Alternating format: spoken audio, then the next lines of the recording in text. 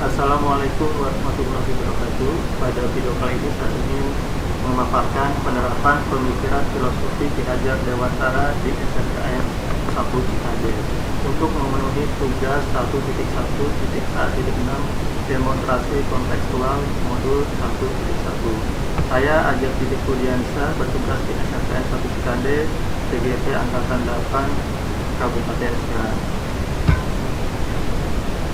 Menurut Ki Hajar Dewantara, pengajaran dan pengajaran merupakan proses pendidikan dalam memberi ilmu atau berfaedah untuk kecakapan hidup anak secara lahir dan batin. Sedangkan pendidikan memberi tuntunan terhadap segala kekuatan kodrat yang dimiliki anak. Pendidikan adalah tempat persemaian untuk benih kebudayaan. Tujuan pendidikan menurut Ki Hajar Dewantara, pendidikan bertujuan untuk menuntun segala kodrat yang ada pada anak agar mereka dapat mencapai keselamatan dan kebahagiaan yang setinggi-tingginya, baik sebagai seorang manusia maupun sebagai anggota masyarakat. Pendidikan itu hanya dapat menuntun tumbuh atau hidupnya kekuatan kodrat yang ada pada anak-anak agar dapat memperbaiki lakunya, bukan dasarnya, hidup dan tumbuhnya kekuatan kodrat. Kodrat alam dan kodrat zaman. Dasar pendidikan anak berhubungan dengan kodrat alam dan kodrat zaman. Menurut Ki Hajar Dewantara, kodrat alam berkaitan dengan sifat dan bentuk lingkungan di mana anak ada. Sedangkan kodrat zaman berkaitan dengan isi dan irama. Artinya bahwa setiap anak sudah membawa sifat atau karakternya masing-masing. Jadi sebagai guru kita tidak bisa menghapus sifat dasar tadi. Yang bisa dilakukan adalah menunjukkan dan mendidik mereka agar muncul sifat-sifat baiknya, sehingga menutupi atau mengaburkan sifat-sifat jelek. Menghamba pada anak. Di sini pendidik menghamba pada anak artinya bahwa seorang pendidik harus bisa melayani segala bentuk kebutuhan metode belajar siswa yang berbeda atau berorientasi pada anak.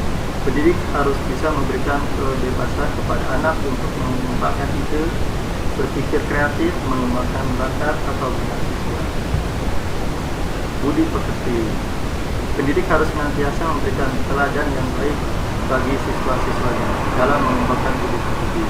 Kita juga melakukan kegiatan-kegiatan kebiasaan di sekolah untuk menanamkan nilai-nilai budi pekerti atau akhlak mulia kepada anak.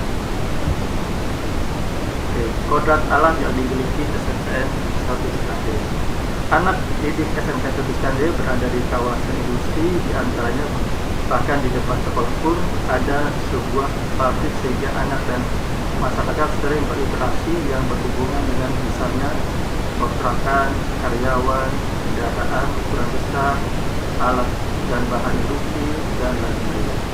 Di sini kita bisa lihat foto industri. Kemudian kodrat zaman.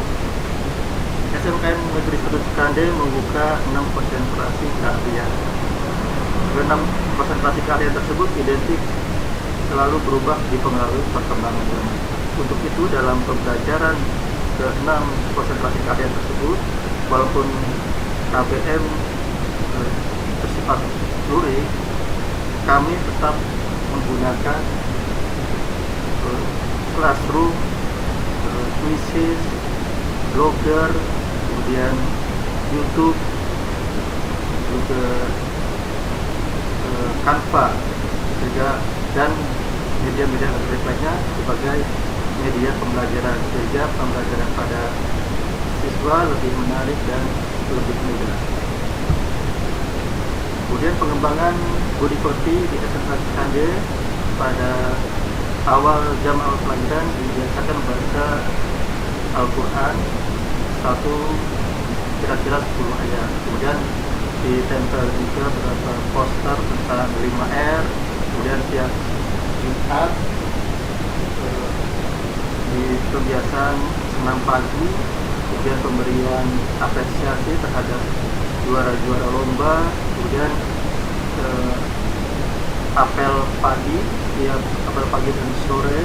Kemudian Eskul Pramuka serta kebiasaan literasi anak, perpustakaan untuk belajar secara mandiri. Kemudian pengembangan budaya lokal dan kreativitas murid di sini dikembangkan mulok membuat batik, membuat kain dan kemudian buat makren dan buat ekoprint. Kemudian di sini tantangan dan solusi penerapan pemikiran Gajah Dewantara sesuai dengan konteks sekolah dan sekolah. Tantangannya siswa-siswa kampus Kande dulunya bisa dikatakan kurang disiplin.